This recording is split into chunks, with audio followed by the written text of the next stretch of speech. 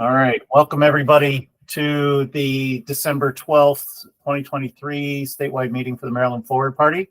I'm Matt Byers. I'm the chair of the party. And online, we have three of the board of directors as well: Dave Brown, Pete O'Kay, and Mike O'Loughlin. And I note that we have a couple of new faces tonight, so that's great. We have a special guest for you in a little bit, so let's go ahead and get started and talk about what we're going to talk about. First thing we're going to do is we're going to welcome some new people, then we'll meet James, and then Pete has pep talk planned and some ranked choice voting, and then we'll talk about upcoming events and do a closeout. So this is the part of the evening where we'd really like to hear from those of you we've never met before. So Jeff or Ted, or would you like to introduce yourself? Sure. I'm Jeff, and I live in Reisterstown. I was in Salisbury for about 6 years prior to this. And I'm here probably for the same reason everybody else is. Looking for some change in the country as far as options locally and nationally, I suppose. But intrigued by a movement that looks a little bit more organized than the one I've seen in the past. As far as local issues that are important to me, I haven't been here locally for very long, so I'm still learning some of that stuff, and I guess this is part of that. Just learning about what I need to be concerned about. So that's me in a nutshell. Great, welcome, thank you, and thank you for sharing. Ted, would you like to introduce yourself? Yeah, I go by Theodore or Ted. My last name's Reese. Back in the 60s, I was active in the New Democratic Coalition. I haven't been involved as an activist for quite a long time, but I started to notice things that Andrew Yang has said and written. In fact, I just finished reading at least part 3 and part of part 1 of the Forward book, and I'm very impressed and inclined to want to take part and maybe offer some ideas that possibly will be found to be worth acting on, maybe not. But I'm really interested in where the party's going to be going, and very hopeful that there's going to be an important influence in the next 12 months or so and thereafter. Okay. Thank you. And to get some of those answers of where the party's going and where we've come from, you might want to check out the YouTube videos on our YouTube channel, because we've covered a lot of that in past meetings, and then we kind of moved away from covering that every meeting because we figured that was kind of getting boring. So we're going to do some other things tonight, but we're always available to answer questions, and there'll be an email at the end, so you could always email us with your specific issues or questions. So since our last meeting, I know it's winter. I know it's dark out. Our last meeting was second Tuesday in November. We have not had any outdoor events, but we haven't been idle. We have a new affiliated candidate announcement. So if you haven't seen Andrea Krooms's affiliation announcement, you should check out the website. So that makes 4 candidates affiliated at the moment, including one of whom is on the call tonight, and we'll introduce him in just a minute. We had a book club last month. We met with the Appalachian Alliance for Forward. We met with the national team to go over the 2024 plan. That's the board doing all these meetings. We met with the RCV Coalition. We met with Business for Democracy. We went to a League of Women Voters Forum in Frederick. And if you haven't seen it, an upcoming event you might be interested in, on Monday, they're going to have a national event on Zoom or Google Meet or whatever their platform they're using on December 18th, and they're going to celebrate the end of the year. So please join us there. So our special guest this evening is James Cole, and I'm going to turn off the slides when James starts talking so that y'all can see his face in person, live and present. But James is an elected council person for Laurel City Council, Ward 1. James, if we didn't get this wrong, you are the president of the Laurel City Council now? Yes, that's what I thought. It is official now, yes. It is official now. And you can see his various other qualifications there, but we're very proud that James has affiliated with the Forward Party. He came to us after the Laurel Pride Day and said, hey, I want to sign up right away. And darn if we didn't agree with everything he had to say and sign him up as fast as we could. So you know what? I think I'm going to stop talking now and let James talk. James, take it away. I am happy to let you talk. Yeah, it's way better to listen to other people say what I've done because I am not as eloquent as others. I am James Cole. I am now president of the city council. Some of the stuff that was on that slide is now outdated. I am no longer on the environmental affairs committee, but have moved to the city's planning commission. We are moving forward in Laurel. It's kind of quiet for the month of December. We have a new administration, a new mayor for the first time in 22 years. And 3 new council members that needed to go through orientation. So with the new administration and new council members, there wasn't a lot on our agenda. So we're taking the time to celebrate the holidays as a city and get the new people on board. Going forward in the new year, I'll be introducing legislation for election reform here in the city. We've had a lot of problems in our last election, questions from Board of Election supervisors, things that weren't in our code. Stuff from our charter that just contradicted itself, whether there was a chapter that didn't exist, but it was referenced. And then hopefully putting in ranked choice voting or some other means of voting for voters here in the city. Our city is nonpartisan, so I cannot officially say that I'm a Forward member on the ballot, but I am a Forward member now. I was unaffiliated for years. I would register with the different parties so that I could get in and mess with their primaries, just so that I could have some kind of say. And then I would go back to unaffiliated for the general election. I am open to any questions. Anybody have a question for James? We'll get him to sign up as an official Forward Party member when we get enough ballot signatures. Just as a reminder, we need you to fill out the petition to become a recognized party in the state of Maryland, and we only have about 9,000 signatures left to go, so we need yours. It's on our website. There's a petition button. But anyway, ask James a question. I don't think you've done that yet, James. It's on the list. Go ahead, Pete. Just curious of what would you like help with from the citizens of Maryland around you? So once we get to the independent task force for the election reform, that's where we'll start working on the different election items. I know, Pete, you and I were on a meeting earlier this month with Fair Vote for having them present for ranked choice voting here in the city, looking at how that might fit with Laurel, since we are, what did they call that? Proportional voting, since we have 2 members elected per district. So how ranked choice would work with that.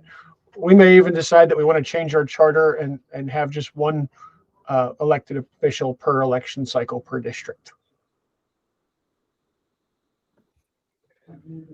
And is there anything that needs to be done with like going out and getting signatures or votes or backing from the people in Laurel or anything like that? At the moment, no. All of that stuff with our current city charter, it puts the council in charge of all charter amendments. That is not something that goes before the general election. All right. So the council can do what we want with the charter. So how would the people respond to that? How are they able to affect change? So all of our meetings are open to the public. The task force would always have public hearings. We would have those as well. So to give the council more support, having people show up to those public hearings and to council meetings before those are passed would be very beneficial. I guess I was just thinking, what happens, and I'm just playing devil's advocate here, but what happens if the council was to pass something onerous that the public didn't like? How would they fix it? So they could elect new council members, which what we have seen is there is the same as across the country in municipal elections. There's horribly low voter turnout. Ours is on average about 7%. This year we were able to get it up to 12.5%, which made us very excited, but it's still only 2,500 people out of a city of 30,000. So it's still not a huge amount. So of those that turn out to vote, they're typically the ones that are more active in our committees. They're the ones that are reaching out to their council members. So they would need to go out and they would have to get support and drive the elections. So that's how they would change it. So while you're thinking about charter changes, and that's what we're talking about here, have you given any thought to maybe allowing a citizens petition or referendum on a particular issue or something? I need to look at Laurel's charter. From what I can remember, the previous mayor saying our charter does not allow for referendums. Right, but you could potentially change it, right? We could definitely change the charter to allow for referendums. That's kind of what I was thinking about. Yeah. Sure. I am open to all changes because our charter is old. Go ahead, Mike. Just more kind of a like nuts and bolts for the future. Is Laurel's elections run by Maryland, or it wouldn't be Maryland? It'd be the county board of elections, or are you running it yourself? We have our own. We have our own board of election supervisors. Okay. So if you're registered with Prince George's County or with the state, you can register with the driver's license or register with the county. When you register with those, you become registered automatically with the city, but our elections are run independently. Okay, so that gives you a little bit more flexibility on what you can. Exactly. We can change the ballot however we want. So if we want to introduce ranked choice or some of the other options, we are free to do that. I was kind of curious. So when you control the election, do you control all the way up to the federal, or do you control just in the area for the county or the city? Just our local election. Okay. So we don't, whenever there's a county, state, or federal election, we have to go to different polling places, and those are run by those jurisdictions. Okay. It's also why our elections are on the off years.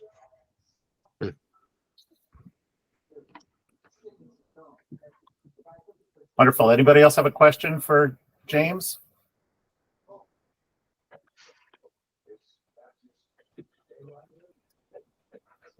All right. Well, James, I can't tell you how grateful I am that you joined us this evening. We're so happy that you got elected or reelected. You became the first officially elected forwardist in Maryland and one of 5, I believe, forwardists elected nationwide, and you made our national news anyway as a result of that. I'm one of 5. One of 5. I think there were 12 that ran, if I remember my numbers correctly, and I'm not entirely positive on that, but 5 got elected. So very nice. That was news to me. Yeah. So yeah, it's a big deal, and National is paying attention. So thank you. You're welcome. Thank you. All right, let's continue on. I'll reshare again. And we will be having interviews in the future with all of our elected officials, or all of our candidates, I should say. And James will be one of them, and we'll post those on YouTube, and we'll get some blogs up and some social media and such. So you'll be seeing more of that. So next thing on the list is pep talk and ranked choice voting. And I believe, Pete, you're going to do this section. I'm just going to move the slides. Is that right? That is correct. Yes. All right. So you're up. All right. So we are using a new technique to help with some of the challenges that we're facing, to help with some of the polarization discussions, the battles that are happening, this state that we've gotten to where if people are coming from different sides of the aisle, or coming from the different parties, there's a bigger gulf that's happening between them, and finding that people are just not having the ability to sort of have conversations anymore. I don't know if you all are seeing this, but like I have people from both parties on in my family, and so when we go to Thanksgiving, so we just had Thanksgiving, and we went in, and we used to have a policy of no talking about politics, and now we can't even not talk about politics. And so it just gets to this point where somebody brings up something or somebody drops a joke, and then the room goes quiet. And then we see, is it going to erupt into a battle or not? And one of the things that I've been experimenting with is a technique that actually comes from the business world, because this is not dissimilar from what often happens inside of organizations, where different parties, different groups within the organization want to do different things, want to have different solutions and different outcomes. And there's some techniques in there that are based on political science and design thinking and positive psychology, and some also historical analysis that is applied as governance in organizations. So if we can do governance in organizations, why can't we do governance in government?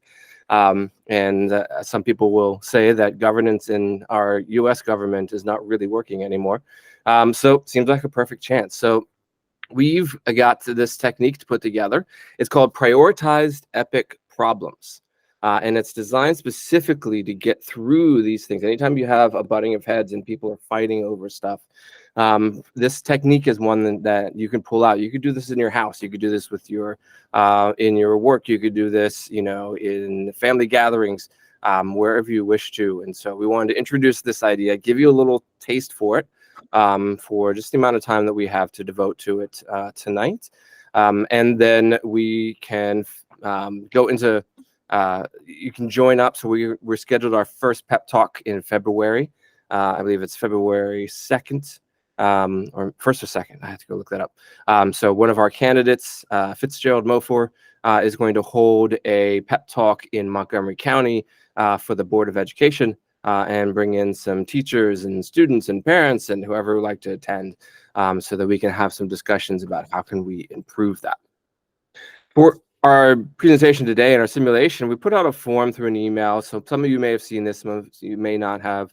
But we're asking for some problem statements, some things that you think are good problems that we need to solve within the county or within that you're in, within the state of Maryland, or maybe federal, but things that we can affect and things that we can change. And so we got some suggestions, and so you're seeing several of those up here on the screen right now. So one was this idea of end-of-life options. Require funeral homes. They're expensive. They can be up to thousands of dollars or more, and can often contain hidden fees. We also have issues with small percentages of people only being able to participate in the primaries. Likewise, independent voters do not have a lot of sway in the primaries. So I can get down into this. Somebody was talking about, hey, with the environmental and the culture, the environmental things that are happening in the policy decisions, a lot of people are using the idea that everybody cares about the environment to bring forth policy that doesn't actually change anything. And so it's become sort of this environmental policy theater instead of actually making some changes that can actually have an impact on the environment. And then somebody offered something about property taxes. Now, if you see yours up here, you may have noticed that some of them have been changed. And so one of the things that we looked at is that the format of how we present the problems makes a big difference. Matt, if you don't mind moving to the next slide there. So one of the things that we've found is that when you do get into these fights, you do get into these battles, oftentimes what people end up talking about or fighting about more realistically are the solutions to problems rather than the problems themselves. And it can be a variety of different things that, that make kind of sense when you're looking at one particular problem or one particular solution that's coming out, that's being put out there. But when we look at another solution, people can completely agree on what problem needs to be solved, but fight to the death on which solution is going to win, which solution is going to be implemented. So one of the ways that we've found to create common ground and to get this connection going is to remove the solutions from the conversation up front and talk about what problems are we trying to solve, what problems can we actually affect, and kind of look at only dealing with one problem at a time. So one of the examples that we got, the submission that we got, was over here on the left side of the screen. So the largest age populations leaving Maryland at 65 plus. We got dealing with fixed incomes and property taxes for those paying with a mortgage. And so this person had a lot of great ideas on how we could solve this problem. But what we do and what we're looking at in this, and you'll see over on the right-hand side, is we're actually taking the solution part out so that we don't get bogged down in a discussion about how we solve it, because there could be many different ways to solve this. There could be different possibilities that we don't know about yet that might get in the way of one or more of the solutions.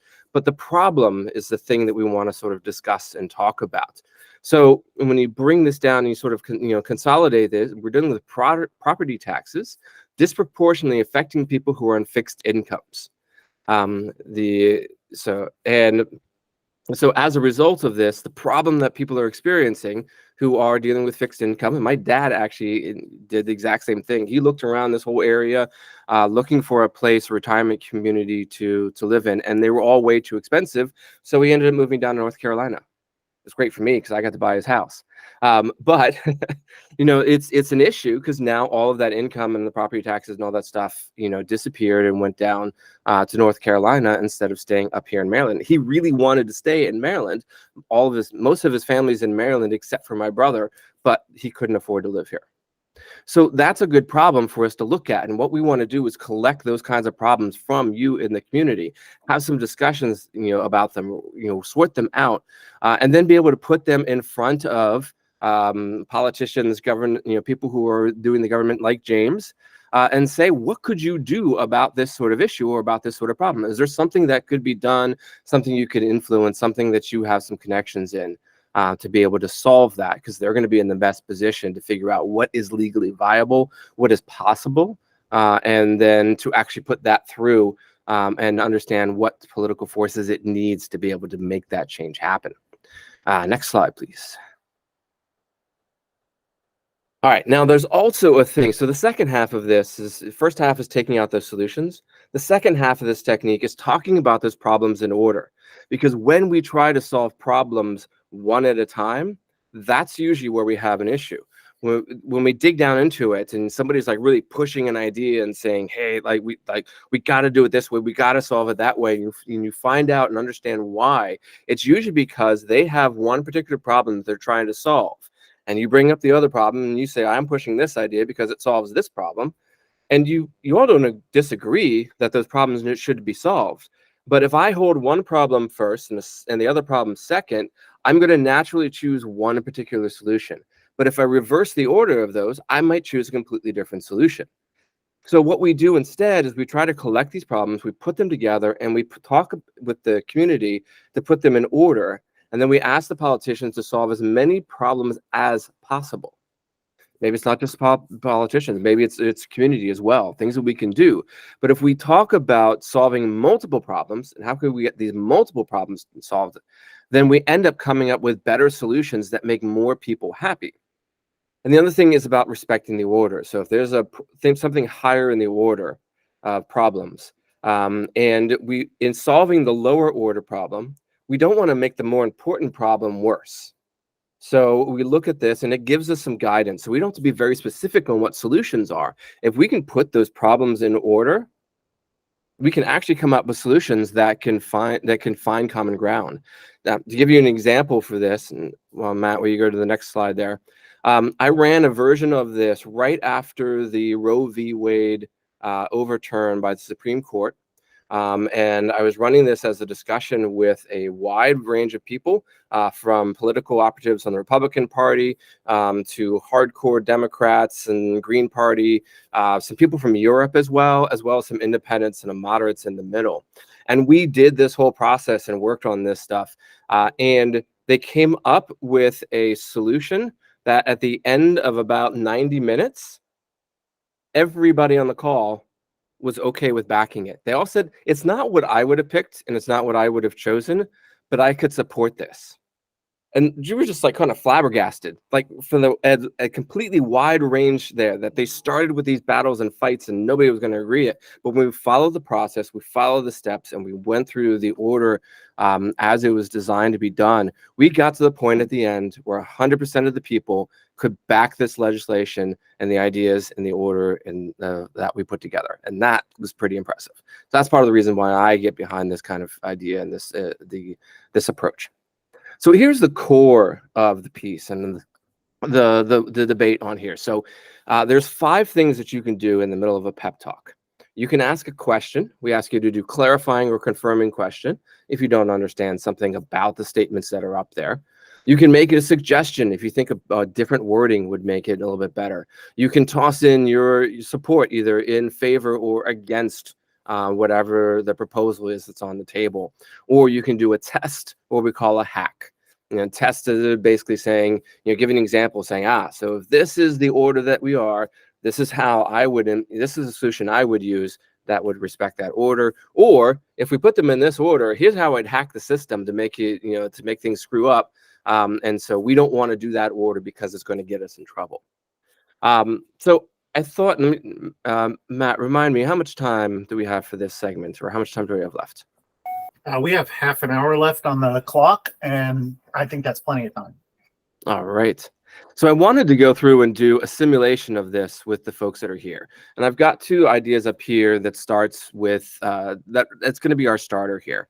So normally what we'd do is we'd take suggestions from the audience, and they would present a problem statement. We'd make sure it fits our definition, it has no solution statements in it, and that's concise and understandable and covers one particular problem. And then we take another one, and then we would go through a debate, and we deal with 2 issues at a time, and basically say, I propose that, for example, the small percentage of people participating in primaries is a bigger problem than independents not having a voice inside of this thing. So what it comes down to is to say that we want to solve both things. We want to get more more participation in primaries, and we want to get independent voters more of a voice.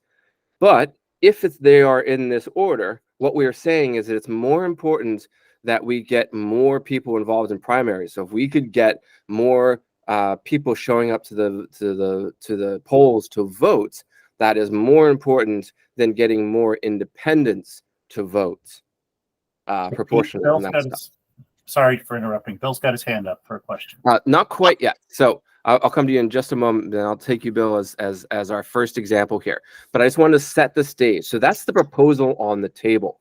So now you can do one of these 5 things on your turn.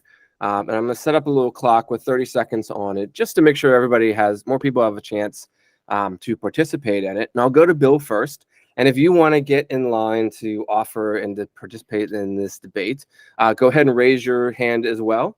And you'll get into the queue, and you'll go after Bill.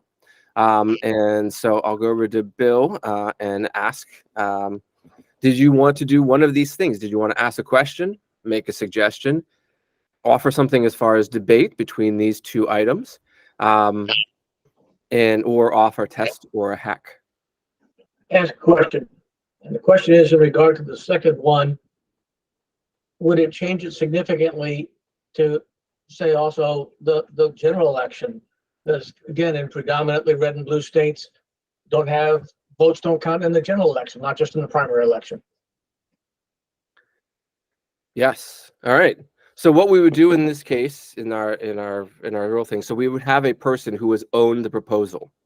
And so we would say, all right, so would you be willing to modify this and say that this is about, and were you talking about the second one or the first one, Bill?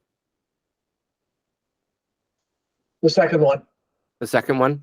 So then we would ask our proposer and say, all right, would you be willing to modify this and say that this is about independent voters, not only in our local elections, but also in our national elections?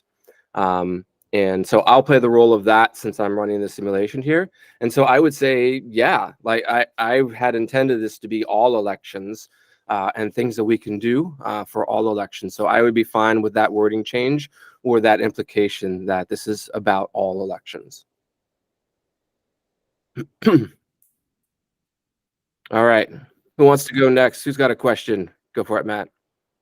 Okay, so I propose that we reverse the order of these two, and that getting independent voters to vote in primary elections, which, by the way, I disagree with that wording change there, is more important than getting people to participate in general.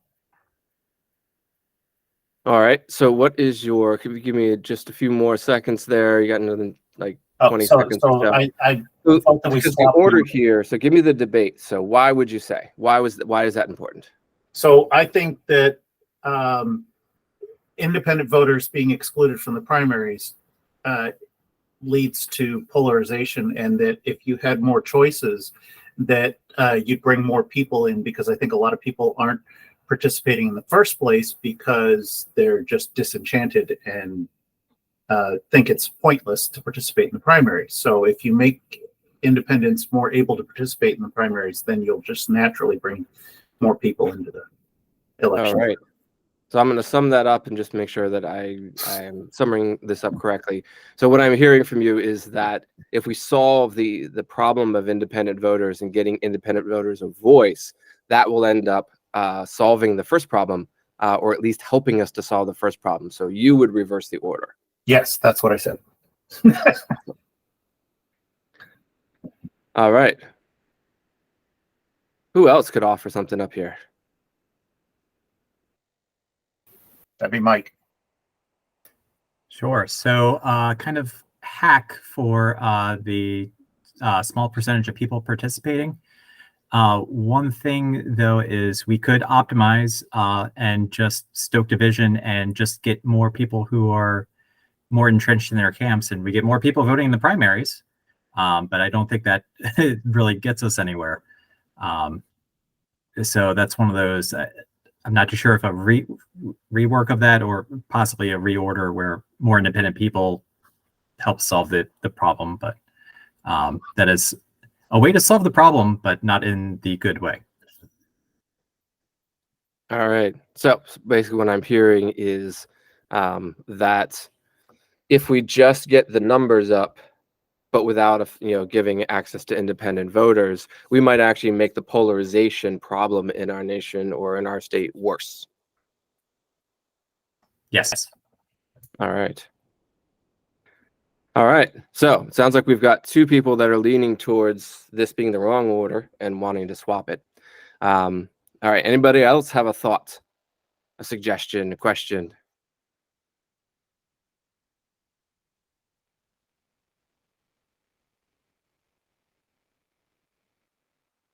All right, then let's do a little vote, and we're going to do this in the chat. So if you can pull up your chat there, and so if you like the current order that it is, I want you to type the word participation in chat.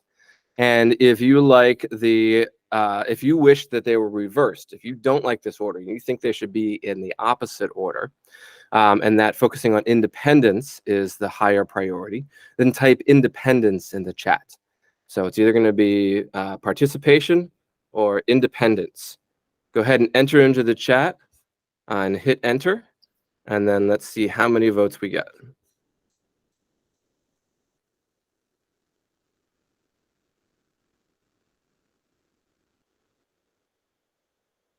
All right. We got a small number of people. We're already at a majority here.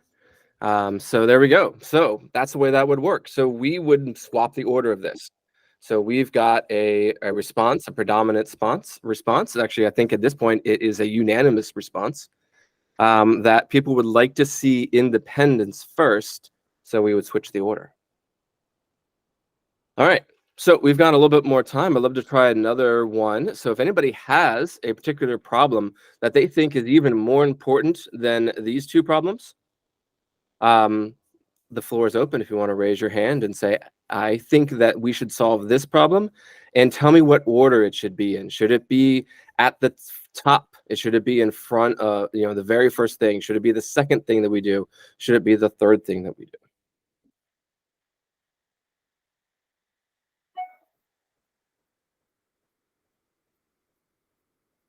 So while everybody's thinking, Pete, I want to spend about maybe 3 more minutes on this, because we did want to try that online vote. Yeah.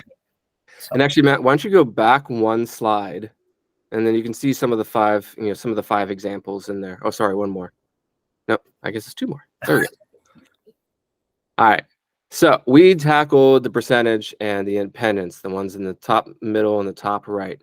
So here's another examples here. So if somebody would like to pick one of the other three, what would you propose, and what of those three, or brand new one that you might want to toss out, is important, and which order would you place it in?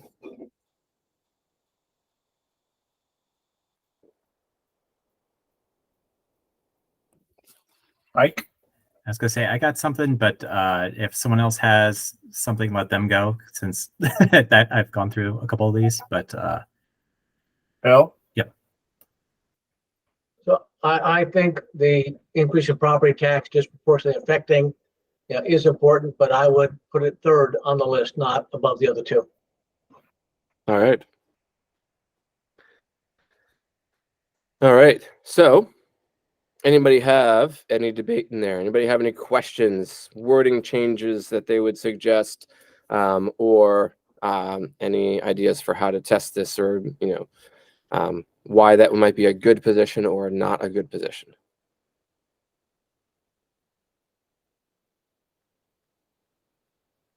I just have one comment. It says EG 65 plus, and that's a great example, but there are other examples too. People on disability income are fixed incomes, and so that should be included. But I suppose it already is, but I just thought I'd point that out. Good point. Yeah, so then the proposal would be, so Bill, you made the proposal, so in our scenario here, so would you accept the idea of removing the parentheses? So it's not just about 65 plus, but it's about fixed incomes. I would agree with that. All right, so in our process, we would strike that from the display and edit that so that is no longer part of the description. All right, any other questions?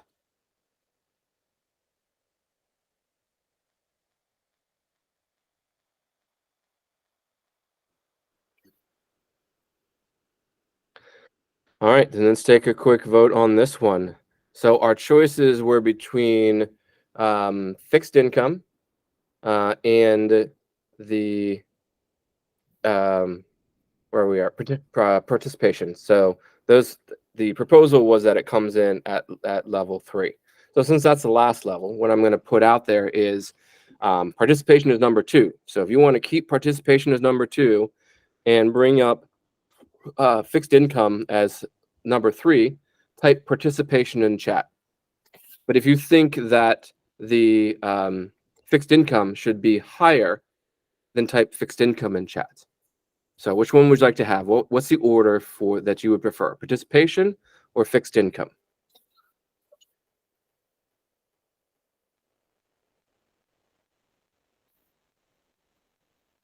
All right, we got 5 votes for participation. And 1 vote for fixed income, 2 votes for fixed income. All right, so we came down to a 5 versus a 2. So at this point, we would take the majority rule. We would basically do a time box, 5 versus 3. Great, nice. So we still have a majority here. Now, the thing is, with this system, if you care about the issue of fixed income, like take James, because he's our representative here. So if he cares about fixed income and he wants to do something about that in the city of Laurel, there's nothing stopping him from doing that. Just don't make it harder on getting people to the polls or on getting independent voters engaged. So I don't know how you would make it harder, but if for some reason, like you're like, oh, I'm only going to pass this legislation in a way that is only comfortable to Democrats, and the independents have a different way. I don't know what that means or how that sort of, but I mean, that's the kind of thing that we kind of look out for. Usually it's not going to be a problem, but the order helps to say, hey, just don't make those higher order problems worse. And this is just an example, a really quick example. You'd go through this and you'd identify many more problems and rank them. And we've done this as a board and spent an hour and a half, 2 hours on this, and gotten maybe 6 things ranked. So Sometimes did they you go want- fast and easy like this, you know, where it's pretty straightforward, you know, and we don't have much discussion, and we take a vote, and everybody's on the same board. And sometimes it takes longer. I can't remember if it's in your slides, but did you want to mention anything about citizens assemblies and how you might be bringing this to reality? Oh yeah, it wasn't in the slides, but that's a great point. So there is a concept that's been used a lot more in Europe, but it's called citizens assemblies. And so there's actually some places in Poland, I think was where they gave the example, where a bunch of their decisions are being run by citizens assemblies. So it's a binding process. You sign up for it, not unlike jury duty. And you make yourself available and you put yourself on a list, and then you are randomly selected from a group of citizens. And you are brought into a room where you are presented with proposals. You're presented with some problem that needs to be solved. You have experts who will come in and make some proposals to you and talk about the problem, talk about the issues, talk about the various different solutions, and give you a bunch of different options to look at. And then you stay there and you debate this back and forth as a representation of the community until you come to a resolution. And then that is legally binding for that community, for that state or that county, in order, you know, for what needs to happen legally. And so it's a way to get more of the voice and understanding from the community of what they care about, what they want to get to. And one of the pairings that we want to do is to get through the community assemblies a pep talk. And so have them hear about all of this stuff. Basically, you're listening to kind of tech talks about a particular issue, and then coming up with all the major problems that we're going to get, or that we're going to have to tackle, put those problems in order, and then make that available to the community to come forward. And we have another technique that's called a coral tank, which is basically we do a reverse pitch and we go back to the community and say, we want to solve these problems in this order. Who's got some great ways to do that? And then community organizations or nonprofits or for-profit businesses or startups could come in and pitch and say, hey, I can solve one or more of those problems, and this is how I can solve it. And then we can basically appropriate different budgets for the different projects, and then put together some metrics to make sure that they're actually solving the problem with the products that they have to offer. And so that is one of our ideas that we want to pilot here, that pulls together a bunch of different techniques that have been used throughout the world. And one really concrete example of how that actually worked in reality and made a difference was Ireland and the gay marriage issue there. And I believe the abortion issue as well was solved in the same way. And so they brought people together in a citizens assembly and then solved those very contentious issues through the citizens assemblies and then passed legislation. And, you know, Ireland is Catholic. So both of those two things are pretty contentious there. And yet gay marriage is legal in Ireland now and abortion is legal in Ireland now. So, okay. On to the next slide. Did you want to summarize this? Yeah, so we've got a bunch of things in here. And so you're going to see in the link here, I'm going to pop it into the chat as we go. Oh, yeah, we already beaten me to it. So when you go pull up the vote, you're going to see the names for the various different issues here. And we're going to use ranked choice voting. So this is a format of voting. One of the formats that we advocate for that allows us to look at multiple things at once, but basically kind of put them in order. Now, if you scroll down below the list of choices, you're going to see the choice descriptions. That's going to give you a little bit more detail about what each of those choices is going to be about. So you can scroll down, read the descriptions, and then come back up to the top to do your voting. And what we're looking for you to do is to basically pick your top 4 problems and put them in order. So whichever one is top for you. So if it's Participation, then that would be, you put that in and mark that as your first choice of problem. And then if independent voter access was your second, you put that as your second, or vice versa. But independent voter access is number one and participation is number two, and then the cost of living is number three. So whatever those top problems are for you, have a look through that ballot while we go through the next section here and talk about some of our upcoming events, and go ahead and vote. And then we'll show you the results and we'll show you the tally so that you can see how ranked choice voting works together with prioritizing problems, so that we can try to find a solution that meets the needs of the majority, more than a majority of the people in the community. Excellent. All right. So try to drag this out for a couple of minutes so that you guys get a chance to vote. We'll talk about upcoming events. So one thing that's coming up that is kind of a closed session type thing, but we wanted to let you guys know about it anyway. We're going to do a legislative working session, and Forward Maryland is going to host a session for elected officials. We've got 15 RSVPs so far. We're hoping to get some more. We're not going to disclose the names of those elected officials. They're all going to be behind closed doors. The point is to get people of like mind together and discuss voting reform and election reform and opportunities to enact those statewide, and see where everybody feels and stands on that.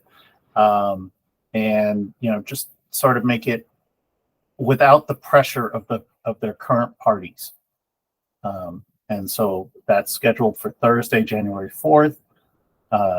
As I said, it's virtual and it's invite only. However, if you know an elected official and you'd like them to attend and you think it'd be really cool for them to attend, send us a note at maryland@forwardparty.com and we will be happy to invite them. Obviously, we need their email or their phone number or something like that, and obviously their name. We've got probably 40 or 50 people on our list at the moment. As I said, we've got 15 RSVPs and they're still rolling in. And we've still got a couple of weeks. It's January 4th, so today is the 12th of December, so we've got a little bit of time still to get them in. And we'd like to hear if you've got some recommendations. Any questions, comments, or concerns about that before I move on?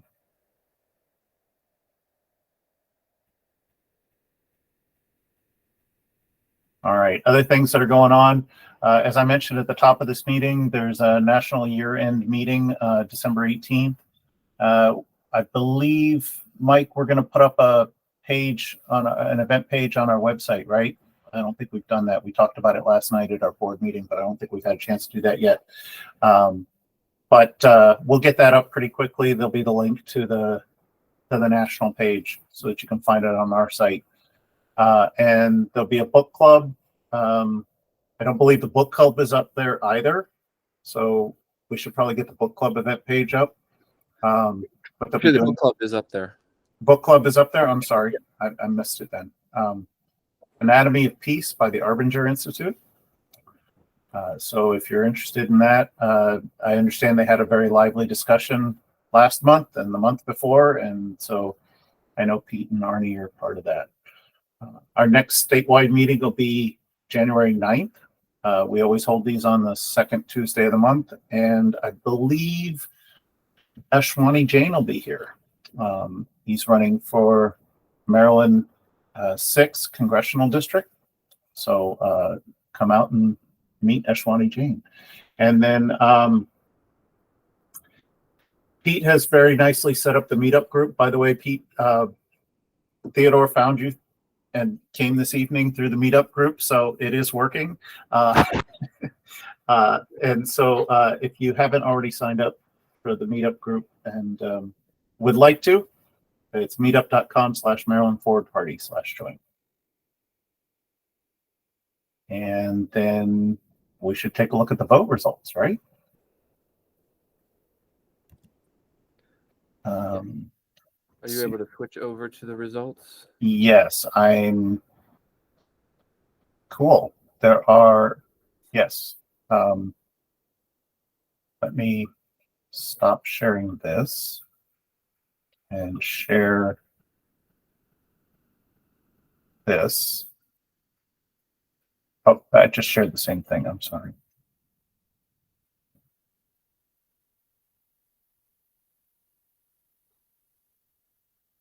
We're going to get a little bit of an infinity mirror for a second.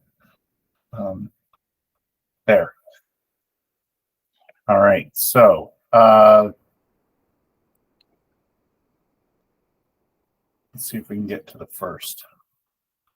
Okay. So in the first round, independent voter access in primaries and artificial intelligence. We have 9 choices altogether, so 9 people have participated, or 9 choices. We only have 6 votes. So in the second round, independent voters and artificial intelligence with government waste and cost of living on a fixed income, gaining 1. And in the third round, the fourth round, cost of living on a fixed income got eliminated. We only have 3 choices to win out of the 4.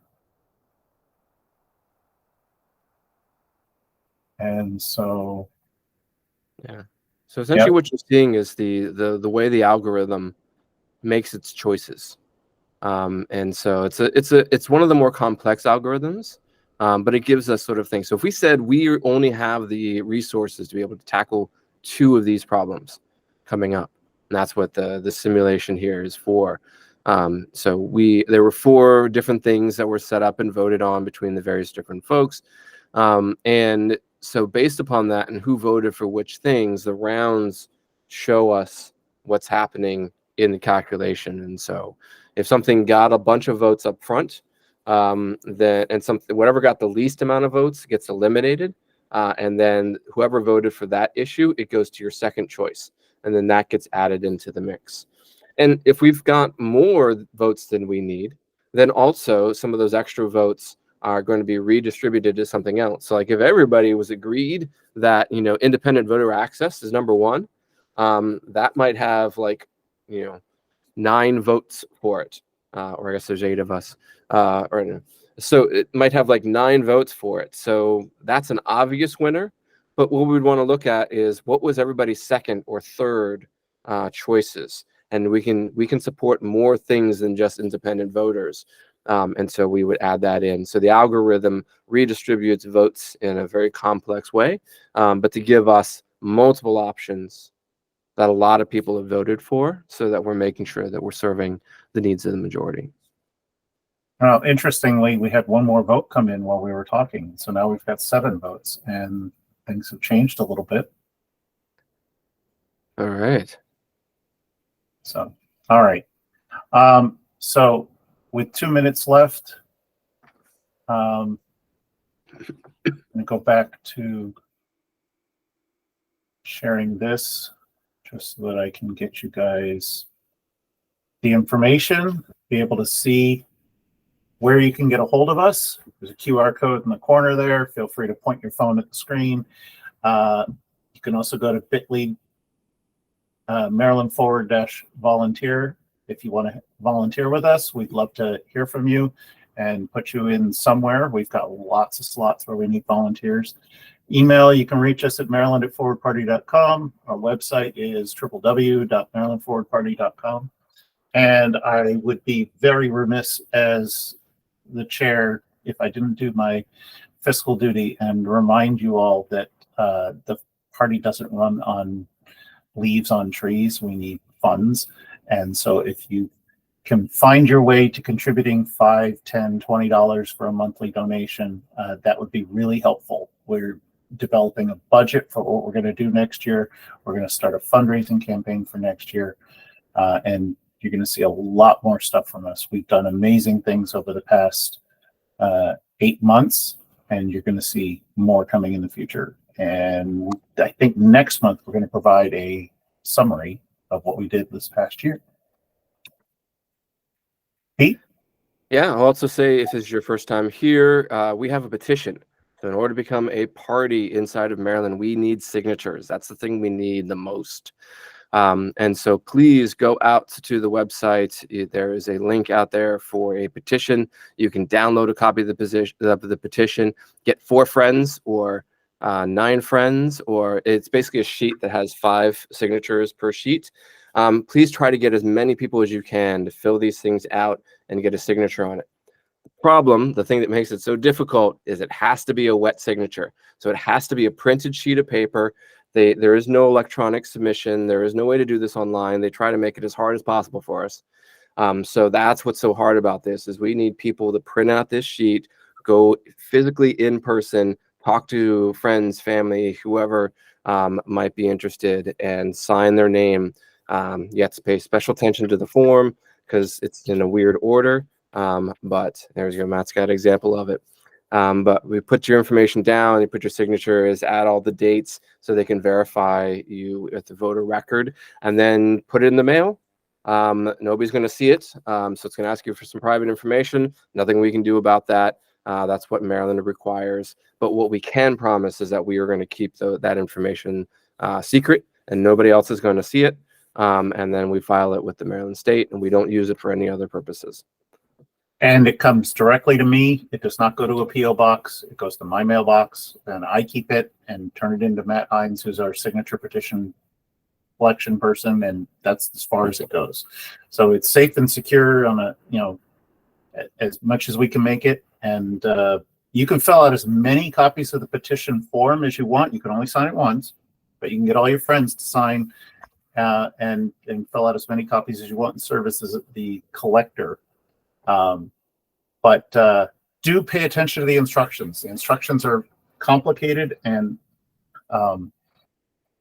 Maryland tries to make this as hard as possible, like Pete said. So pay attention and follow the instructions carefully, because we spend a lot of time trying to make it as simple as possible, even though it's complicated.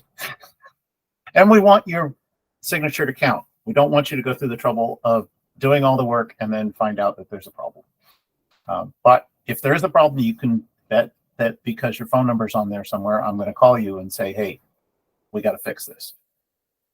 So if there are no other further comments, questions, or concerns, I'll go ahead and stop the recording and then people can just talk as they feel like.